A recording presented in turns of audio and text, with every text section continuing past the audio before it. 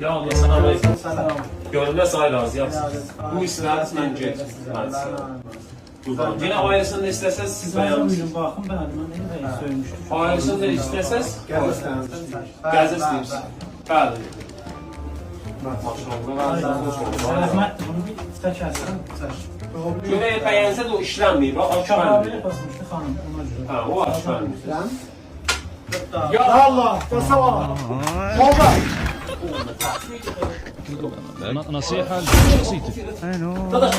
الو Hayır, Fatih. Ben böyle boşuna değişim. وراك الو بدي Burada dadaş. Dadaş ne istiyorsan dadaş burada iş satıyor. Bağış aldım, ne yapıyorsun?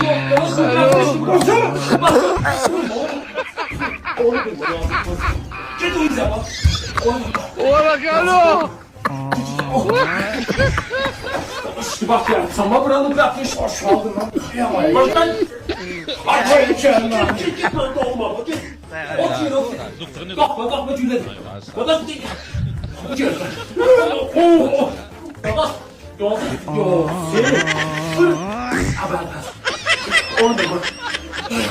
Dadaş.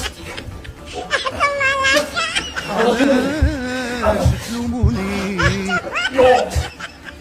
Değer ona gidiyor. الو Güvale buydu. Cevabı sana da. وراك الو O tutmuş. Güven dağılımda bak. O Türkçe etme. Tübün mahkudu dayan. Sakla. Baba. Düğün bak. Düğün bak. Kıskandan şu an. Yok, o ne? Düğün bak. Kardeşim. Ha şu Baba oldun. Ah, sen diyeydin bak yallah. Bu olarak iyi şak.